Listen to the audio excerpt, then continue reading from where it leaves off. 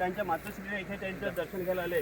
पहा, स्वर्गीय बेटकीबाई धेड्या गावित, बेटकीबाई धेड्या गावित, जय ख्रिस्त. 24/11/25. मृत्यू 24/11/2025. आज आम्ही एक गंभीर विषयावर विसरवाडी पोलीस स्टेशनला आम्ही निवेदन देण्यासाठी आलो.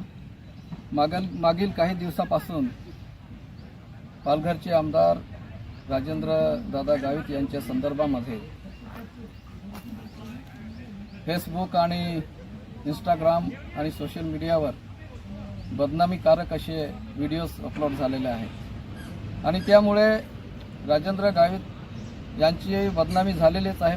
परंतु करंजी बुद्रुक गावाचीही बदनामी त्या व्हिडिओमुळे झालेली आहे आणि यामुळे आज करंजी बुद्रुकचे आम्ही नागरिक विसरवाडी पोलीस स्टेशनला येऊन जे पालघरचे अशोक सिंगाडा म्हणून आहे, नांदगावचे राहणारे, ते आमच्या गावामध्ये विना परवानगीने आले.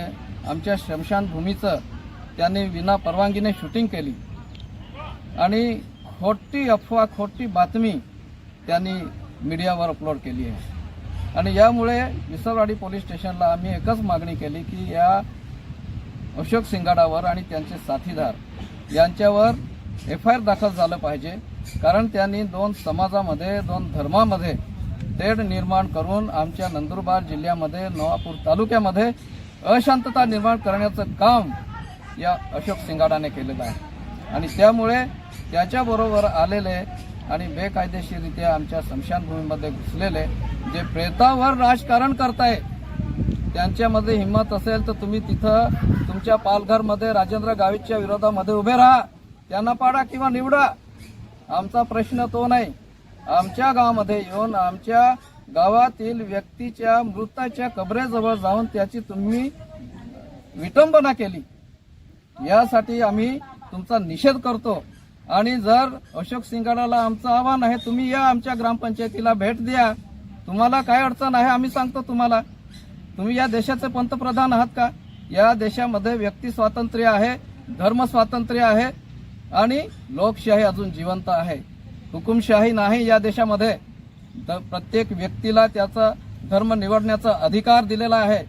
असं असताना या देशामध्ये अशांतता निर्माण करायची, या गावामध्ये अशांतता निर्माण करायची, दुफळी माजवायची आणि जर या बाबतीत ही पोलीस प्रशासन कारवाई करत नसेल तर यासारखं दुर्दैव या नागरिकांचं दुर्दैव आहे.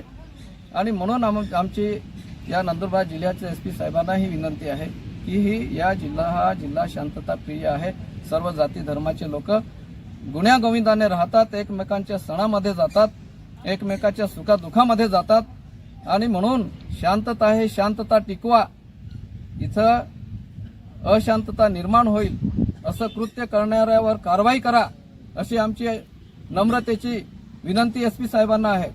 आणि म्हणून हे जे प्रकरण घडलंय त्यामुळे राजेंद्र गावित साहेब आणि करंजी बुद्रुक गावाची बदनामी झाली आहे. त्यामुळे या अज्ञात इसमांवर अशोक सिंगाडा आणि त्यांच्याबरोबर आलेले 3 जण अज्ञात यांच्यावर FIR दाखल झाले पाहिजे अशी मागणी आम्ही आज केलेली आहे.